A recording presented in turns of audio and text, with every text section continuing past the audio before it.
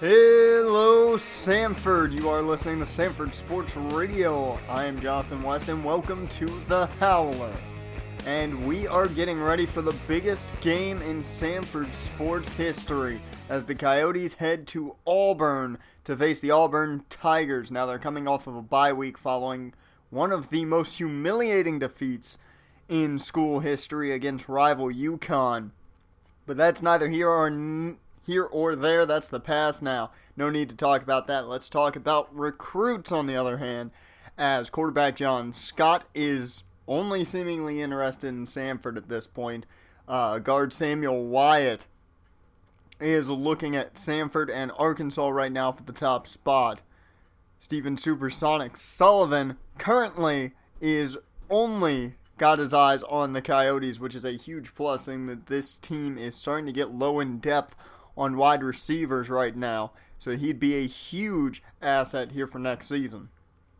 Ron Price, the middle linebacker, seems extremely excited about the prospect of the Coyotes, as he is pretty much all but committed here. He will be visiting next week when Sanford heads back home to face the FAU Owls. So Price will definitely be in attendance for that one, and it's going to be a very defensive week of visits, as a lot of defensive players will be coming in for that game against Florida Atlantic. So that ought to be an interesting one, to say the least. Steve Little, the outside linebacker from Edmonton, Alberta, he'll be coming in next week as well, as he right now is favoring Ohio over everyone from what I've heard. Sanford's still slightly in the race, but right now it's Ohio's prospect to lose for the most part. Dylan Crosby, the defensive tackle out of Vancouver, right now seems to be favoring Sanford, but he's kind of up in the air on what school he really wants to go to right now. It's still anyone's game for the most part. Now let's talk about the Payne twins, Xavier and Jackson Payne, both favoring the Coyotes early in their recruiting race. Both men have said they would like to visit. No known point on when they will, though, as both men, of course, wanting to show up here at the exact same time. So I can't really inform you of when the Payne twins might be visiting Sanford at any point. Nick Brown, the tight end, he right now only has Sanford leading, everyone else below them.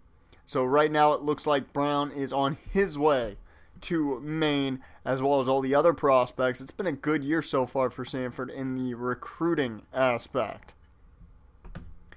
And finally, let's talk about quarterback Grant Fink. Even with John Scott on the board, Fink has been a target for Sanford, and currently they lead Minnesota, who is second on Fink's board, from what I've been hearing. And the Calgary prospect seems to be, very happy about seeing Sanford leading. Very happy about the Sanford school and coming here, so that's a positive. Chad Collins, the power back out of Winnipeg, currently has Sanford as his front runner, ASU behind them. I'm a little surprised that he's picking a place like ASU, Arizona State, that far away from home, but I guess maybe he wants that warm weather instead of the snowy hills of Winnipeg.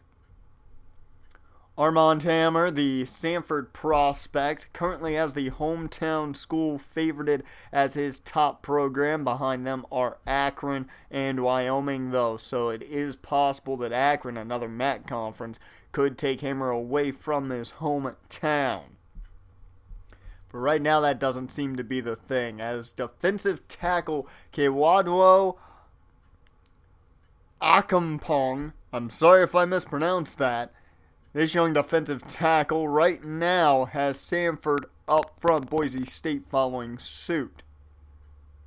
So another prospect that surprisingly has Sanford at the top of their board. Sanford's been doing a good job of getting these young prospects to put them at the top of their board this year, that's for sure.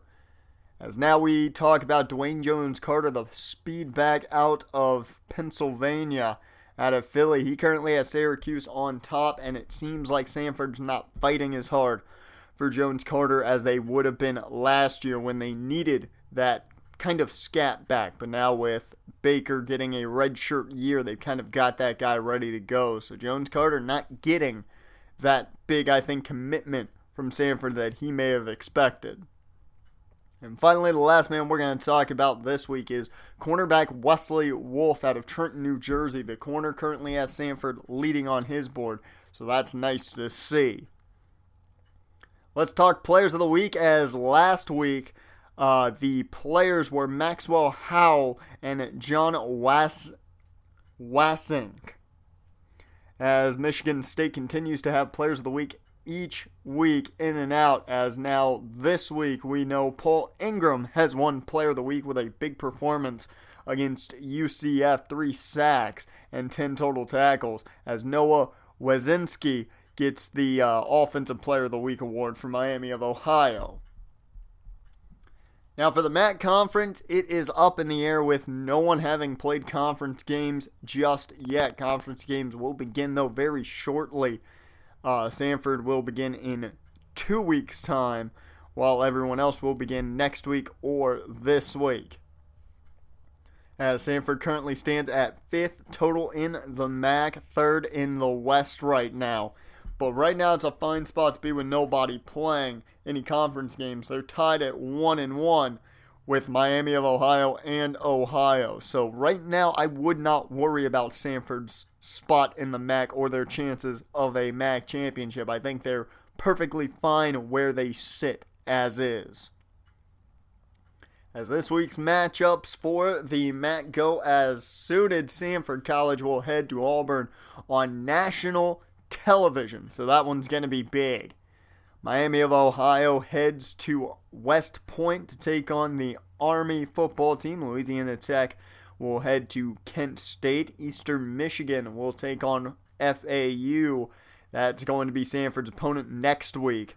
Bowling Green will head to Western Michigan for their first MAC conference game of the season as MAC play starts there. And then Ohio will head down to the nice state of Hawaii for a beautiful outing there, and Toledo and Buffalo will begin their MAC play this week.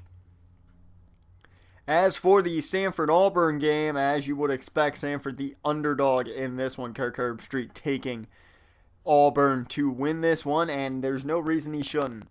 This is a huge mismatch, and I think everyone that knew about this game being on the schedule is thinking the same thing. It's going to be an extremely tough test for Sanford to win this one. Not to mention their 0-1 went on national TV. That doesn't help. Not at all. But this team on offense is different than what we've seen in the past. This is a different team on offense. Yes, they still can't pass the football to win a ball game. That might be true. But they've been putting up points in different ways than we're used to seeing. So that's a giant plus here, as Auburn, though, is one of the top schools in the first SEC competition we've gotten to see Sanford take on. So it's going to be a fun one, as Sanford has played ACC competition. They've played Big Ten competition twice. They've played a number of high conference competition. Now they go up against arguably the top competition in SEC competition. Comes down to it. The Southeastern Conference is the top in college football. So looking at this, it's going to be a tough one. It's going to be an extremely tough matchup. And right now, I'll put it on paper, I don't believe that Sanford can win this ball game, especially in Auburn's house. They're going to need a miracle and a lot of big play, especially from that defense, which has not looked very good early this season.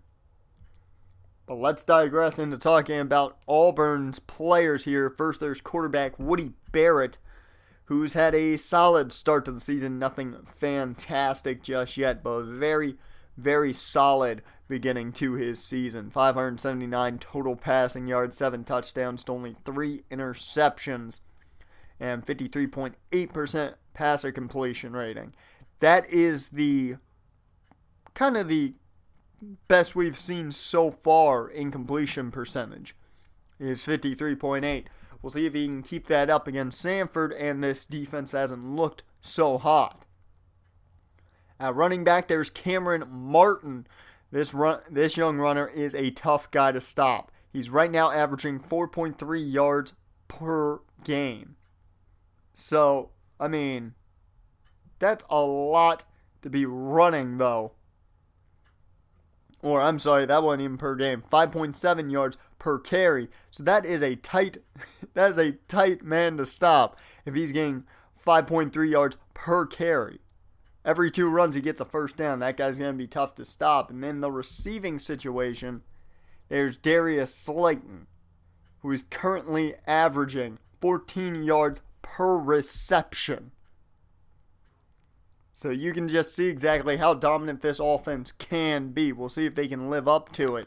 As on the defensive side of things, they have some tough guys there left in. Marlon Davidson, arguably the toughest. He had 7 sacks last year, already has 2 this year. So he's going to be a guy that we're definitely going to have to keep our eyes on, and that this offensive line has to find a way to conceal and control. They can't let Davidson get into the backfield constantly, and they can't let him get to Tanner Patrick when he decides to drop back. And then in the secondary, it's Javarius Davis. There we go. I had to center myself there to say that one. Javarius Davis, the top corner on this team. So far, no interceptions on the season, but 2 pass deflections. He got 9 pass deflections last year. So he can find his way to at least get to the ball and get it away from a receiver.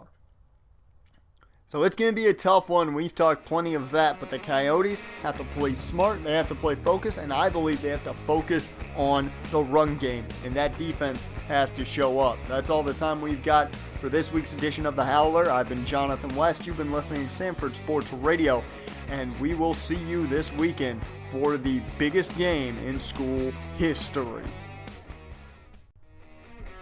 Hello, Sanford. You are listening to Sanford Sports Radio. I am Jonathan West, and we are here at Jordan-Hare Stadium here in Auburn, Alabama. It's going to be a fun one, to say the least, as it is Sanford versus number 8 in the nation, Auburn. The first time in school history Sanford's taking on SEC competition. Now, every time I see these big games on the schedule, I worry, because the question, the focal point now is always going to go back to that Oklahoma game where Sanford couldn't put a single point on the board. It wasn't pretty, not at all, but they learned a lot from it, I believe. And they've got to take what they learned during that Oklahoma game and put it into this one. They're once again up against the number 8 team in the nation, and in their house. Sanford's got to play tough, they got to play smart, and in my opinion, I said in the Howler, they got to keep this ball on the ground and not try and live and die by the passing game. If they can keep the ball on the ground, give it to Claude Fleming and run through him like they would like to, I think they have a chance at maybe surprising some folks as we get underway here, as this one looks like it's going to be returned by Arthur Clancy. As he's got a couple of blocks in front of him, gets around the side and out at around the 29 yard line, somewhere around there. As out comes Tanner Patrick, who didn't have a great day in week 3. As, of course, he threw 4 interceptions when they had to try and come back from Connecticut, as Tanner Patrick right off of play action early, and they find Bradford quick on the check down. That's a 9-yard reception. And a solid start to the passing game. You can say that at least. As 2nd and 1, handoff goes to Fleming, but he's not going to go anywhere as he's bottled up. He might have gotten half a yard there, but that's about it. As this team needs to live and die, in my opinion, through this ground game, as 3rd and 1 out of the pistol.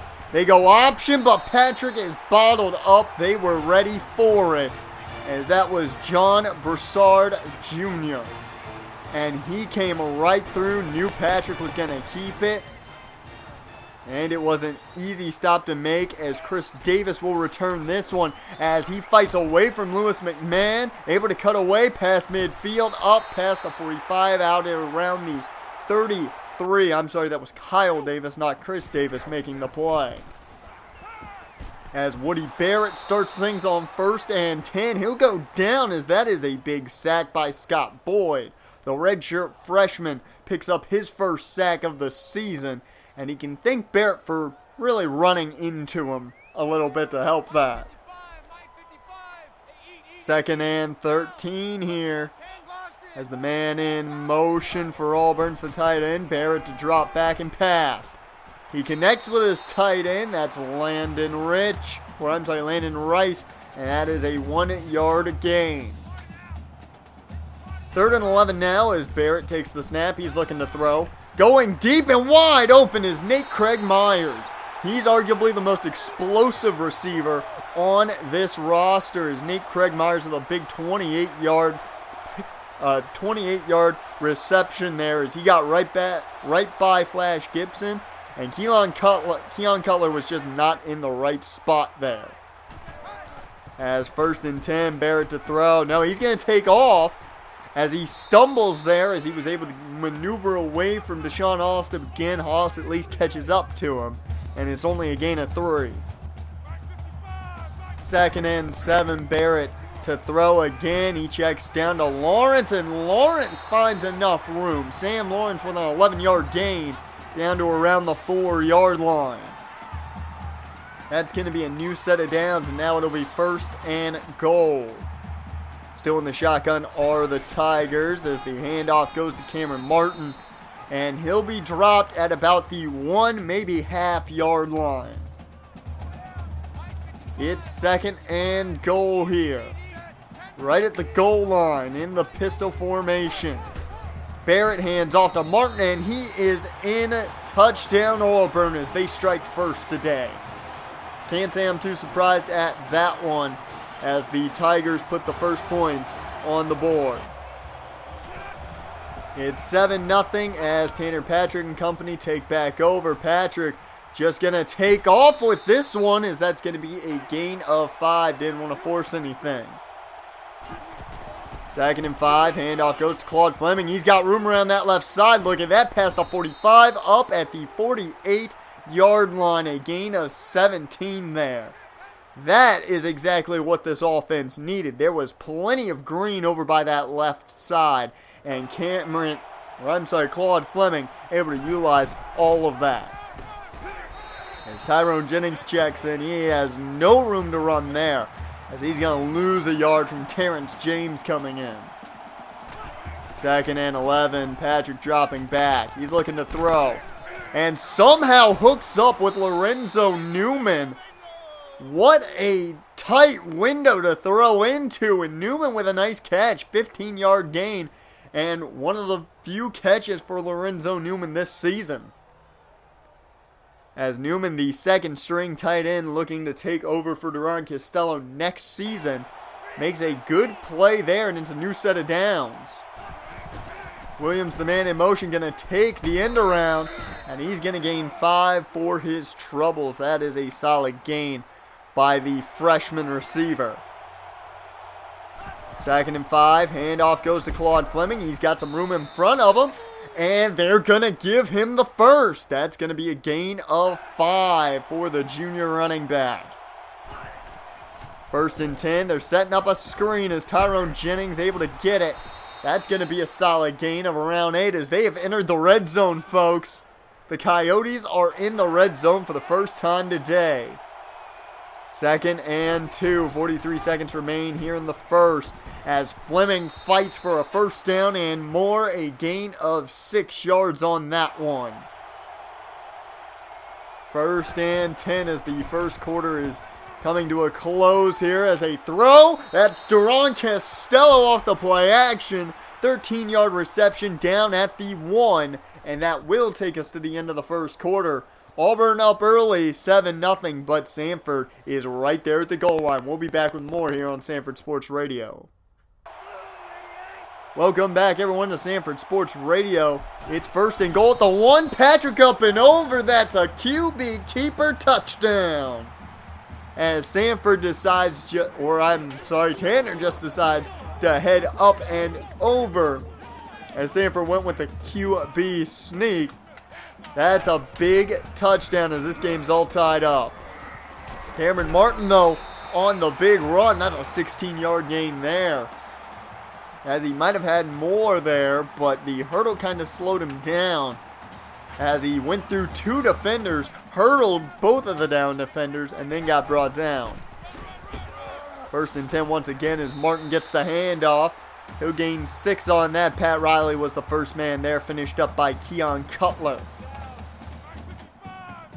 Second and 4, under center is Barrett. As he'll hand off a third time to Cameron Martin as he gets enough for the first, brought down. I believe that was James Bryant. First and 10. Handoff goes to Miller as that's going to be a gain of 3 from Malik Miller as he checks in to give a spell to Martin.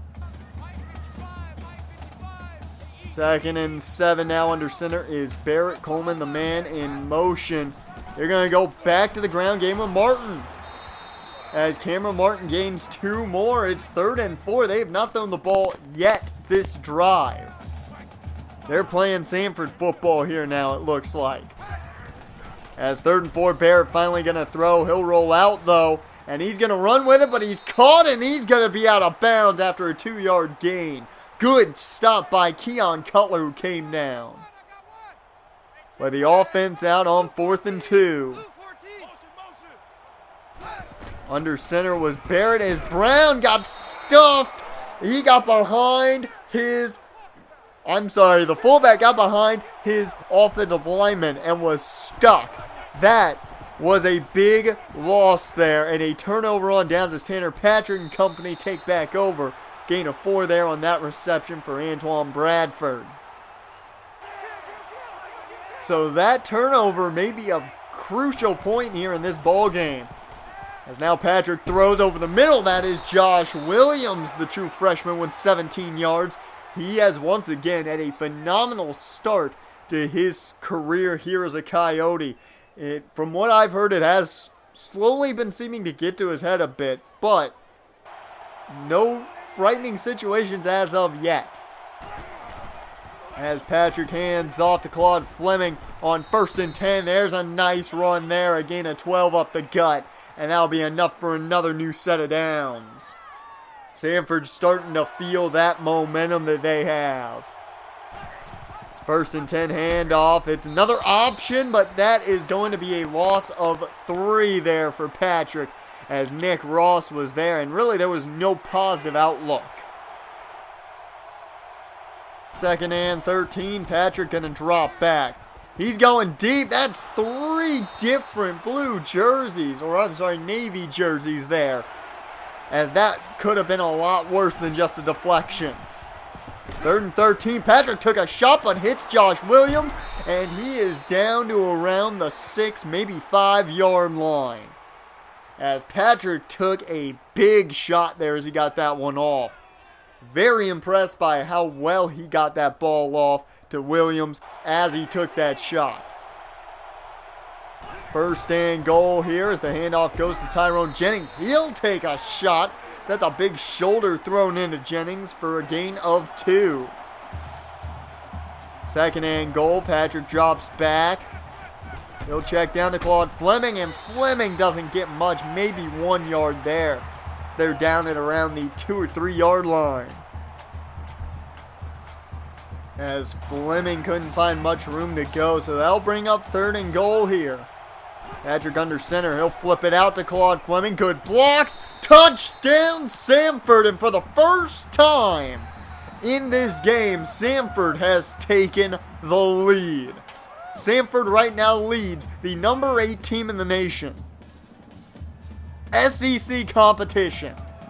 As we've got an update for you folks, Miami of Ohio currently down to Army West Point 14-7, so that would be a big upset if Miami doesn't come through there. First and 10 here for Auburn, who's now down by 7. Who would have thought we'd be saying that? It's a 3-yard run for Cameron Martin right up the gut. 2nd and 7 now here is Barrett in the shotgun. Making a change, he'll take the snap. Connects with Davis, as that's going to be a nice gain of 15. First down for Auburn as Kyle Davis snags his first reception in the passing game, as he already had that big punt return. But now another big play for Davis that'll put them near midfield here. First and 10 with just under 2 minutes left here in this first half. Barrett drops back. No, he's decided to take off, as he'll gain around 5 or 6 on that. And the first timeout taken by Auburn. 2nd and 4, Barrett to throw, connects with Darius Slayton, and that'll take him into Coyote territory. An 8-yard gain and a new set of downs. First and 10, shotgun formation. Barrett takes the snap, and there's the pressure that came in quick. That was Otis Griffin, and that's going to be a sack for Otis. Griffin taking over, of course, for Trey McLaughlin, who graduated at the end of last season, and that's going to be a big sack. I'm sure Trey would be happy seeing that. 2nd and 14, Barrett dropping back. He looks to throw. His pressure was getting there quick. Darius Slayton, though, can't get all of it. It'll be a gain of 11. 3rd and manageable here for Auburn. 3rd and 3 is looks like the defense bringing the house, but that's Cameron Martin on the reception. A gain of 3. That'll be just enough for the first. 1st and 10 as Barrett drops back.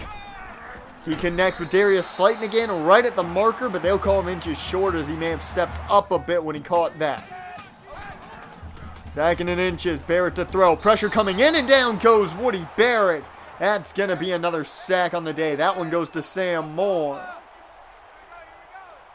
3rd and 6 as they're trying to go no huddle here to keep that clock from moving too quickly. That's Lewis McMahon on a big hit. That'll be a 4th and 1 now coming up, as they have to settle for a field goal. And wait a minute. Somebody jumped. That'll move Auburn back 5, so set up a much longer field goal here. 4th and 6. The kick is up, and it is just barely good. That was just over the crossbar. A yard or 2 back, and it may not have been good. Sanford still in the lead, though. 14-10 here as Fleming on the screen can't find much room. That's only going to gain 1,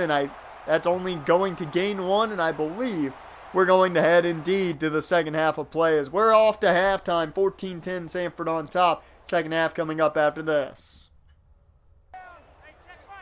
Welcome back, everyone, to the Sanford Sports Radio. I'm Jonathan West. It's 14-10 as Auburn takes over here to start the second half of play, as that's a 5-yard gain for Cameron Martin. And just to point out, Sanford on top of the number 8 team in the nation. 2nd and 5. Barrett takes the snap out of shotgun. Connects with Landon Rice. That's a 15-yard reception from the tight end. As that's a big gain for Auburn here, as they're starting this half very, very easily. Barrett under center, drops back, delayed handoff to Martin as the draw works for a gain of 8, as that'll set up a much more manageable 2nd and 2. Under center is Barrett, a quick snap as he'll start to roll out. He's got running room to the right side. That's down to the 30, and that's where he'll be stopped. Flash Gibson hits him and brings him down. But Barrett had plenty of room on that right side. So much free grass in front of him. 1st and 10. Barely any time has come off the clock, really, as down goes Martin on that handoff. A gain of 4 brought down by Hollis and another couple of Sanford Coyotes. 2nd and 6 as Barrett looks to throw quickly, and that one goes out of bounds. His first incompletion of the day. So that'll bring up 3rd and 6 here. Where was this defense in the last 2 outings? That's what I want to know. Is Darius Slayton, though, collects another catch. As that's going to be enough for the first down. Barrett hands off to Martin. And that's going to be a gain of about 1 there. Martin having a solid day on the ground so far. Not a great day, but a solid one at that. 2nd and 9, handoff goes to Malik Miller, who's checked in, and Miller can't find room, or at least he was indecisive on where he wanted to go. That's only going to be a gain of 2. 3rd and 7 here now. As the snap goes to Barrett. Barrett checks down to Craig Myers, and Craig Myers with a gain of 8, enough for the first, and that'll bring up 1st and goal. Pistol formation here for Auburn. Handoff goes to Cameron Martin. He's brought down by Big Joe Irvin, but he did gain 2. That's going to bring them down to around the 1-yard line. This defense in the goal line formation from the looks of things. They're in their goal line package is 2nd and goal. They're bringing the pressure. As that one falls incomplete, Kyle Davis couldn't hang on to it, and Keon Cutler was on coverage. 3rd and goal. As Barrett drops back, pressure incoming, he'll have to throw away. That's going to bring up 4th and goal. Barrett now with 3 incompletions on the day. Didn't have any during the first half, as they'll have to settle for an easy field goal. Sanford still in the lead though, folks. 14-13. Auburn now only 1 point behind. 1st and 10. Patrick takes the snap as he'll get the pass to Tremaine Dangle. That's a 6-yard reception. That's a solid start to this drive, if you ask me. We'll now go to the ground game with Fleming, and he'll fight for 5 and a new 1st down. There we go, Claude Fleming showing them exactly how power running goes here. Patrick takes the snap, completes to Duron Costello, 19 yards, and that's another big 1st down, this one through the air, as this offense is just finding a way to succeed. 11 of 12 for Tanner Patrick right now. Patrick, play action again.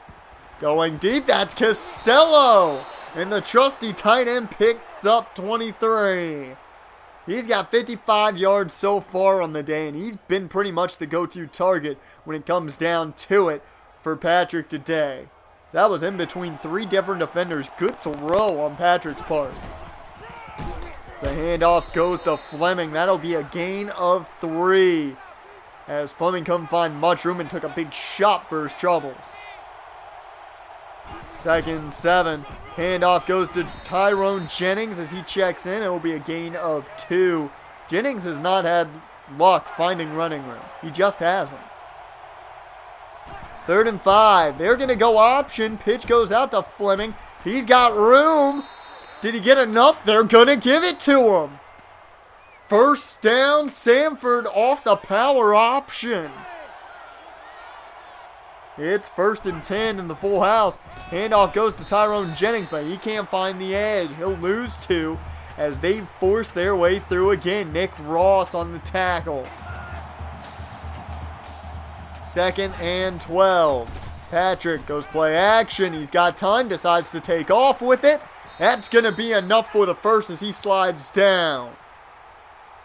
There we go. This offense is flowing. They are deep into the red zone here, folks. As a quick throw to Rob Thomas over the middle, that's going to be a 1st down at around the 2. This offense is just finding a way to get yards. I don't know how. As play action here, Patrick on the run. Tried to take off with it a little more. He didn't see an opening. Took the sack. As that will take us to the end of the 3rd quarter. Patrick wanted an open man. I think he may have had one there right at the end. The 3rd tight end on the roster, Heath. But nonetheless, he takes the sack. It takes us to the end of the 3rd quarter. And it's a tight one. 14-13. Sanford, though, is on top of Auburn. Throw up those 4s if you're at home, because the 4th quarter is coming up just after this. You're listening to Sanford Sports Radio. We'll be back here in just a bit.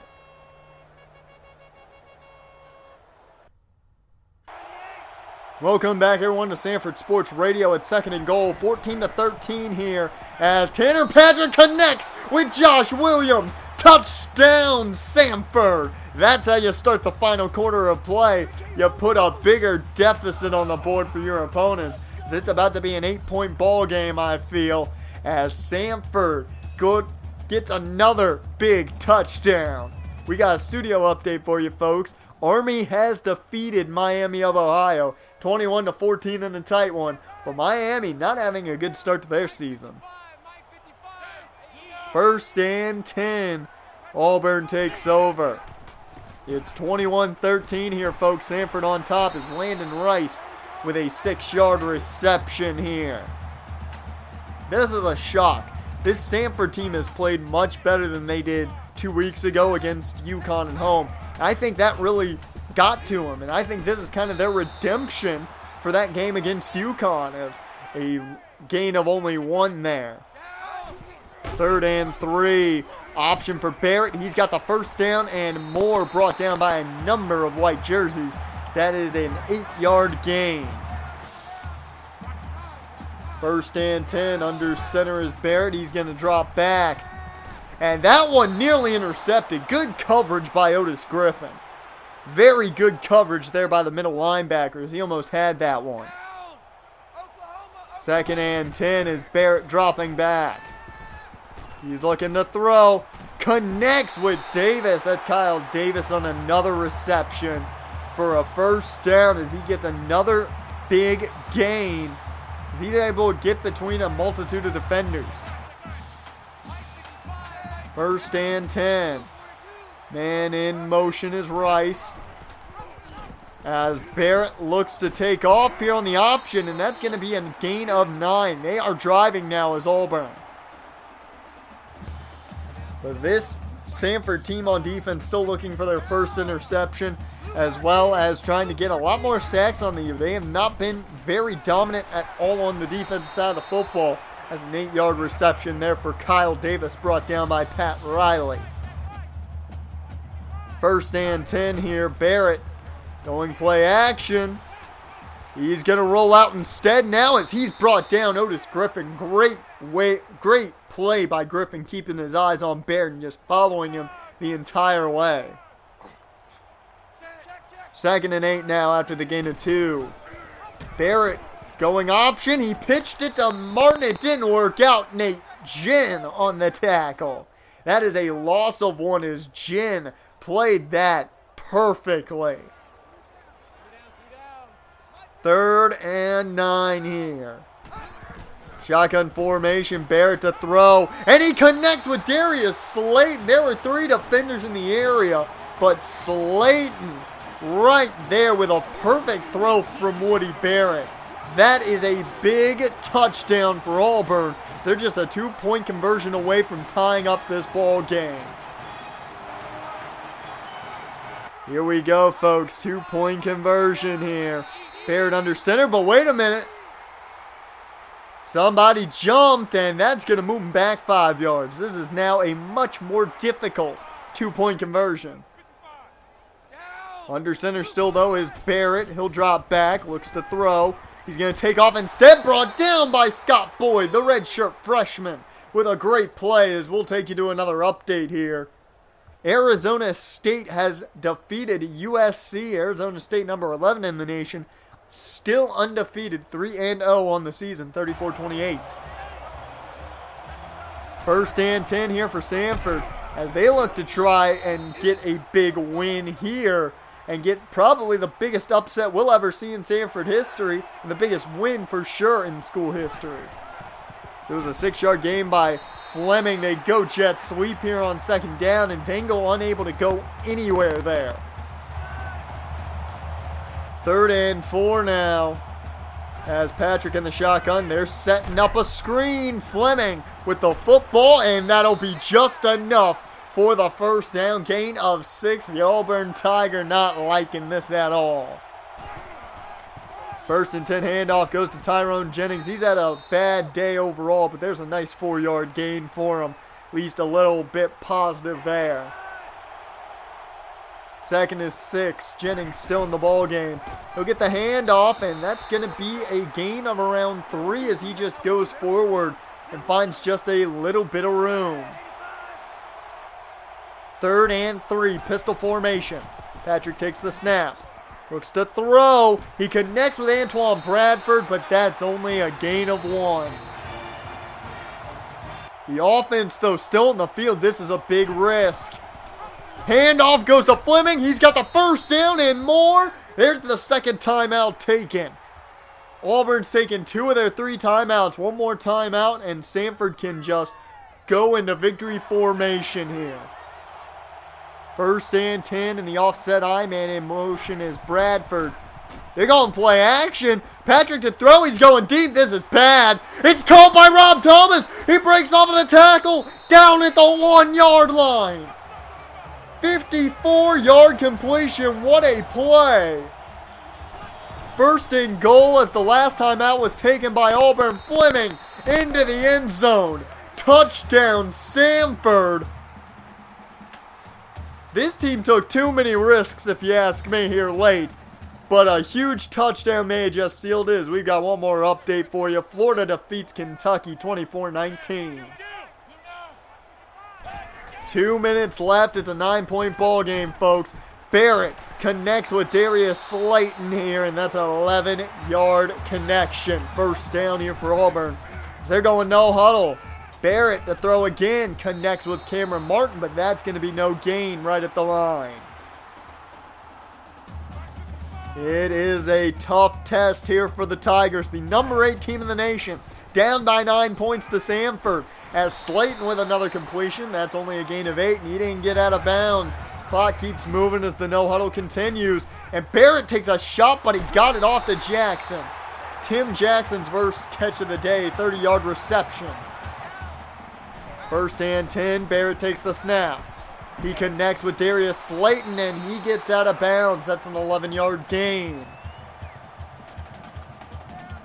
Clock will stop as Auburn gets a chance here to bring in some fresh legs. Same thing with Sanford on defense as Barrett drops back. He looks to throw, and he connects with Nate Craig Myers. That's going to be a 12-yard gain, enough for the first, down and around the 1. 1st and goal. Somebody jumped. It was a false start on the part of Auburn. That's going to move them back 5 yards. And with only 1:14 left, they don't have much time. 1st and goal. Barrett drops back. He connects with Slayton over the middle. Touchdown, Auburn. But now they need that onside kick. They need an onside kick to save them here. This could be the game right here, folks. There's the kick into the hands of Tyrone Jennings. Get down, boy, get down. That's it. This game's over. The Sanford Coyotes have defeated the Auburn Tigers. The number 8 team in the nation falls to the unranked Sanford Coyotes. And not to mention, I believe that Tanner Patrick may have played one of his best games. Only 1 incompletion, no interceptions, 220 yards, and 2 total touchdowns. It was an absolutely phenomenal game. And I'll say we're learning something very big here in some of these games, and that's that Josh Williams is a very talented player. That is for certain. That he has helped this offense immensely. But I can't believe it, folks. 28-26, once again, your final. Sanford upsets SEC play. Sanford defeats Auburn and the number 8 team in the nation. My God, thank you, folks, for listening to Sanford Sports Radio. I've been Jonathan West, and we will see you, folks, next week.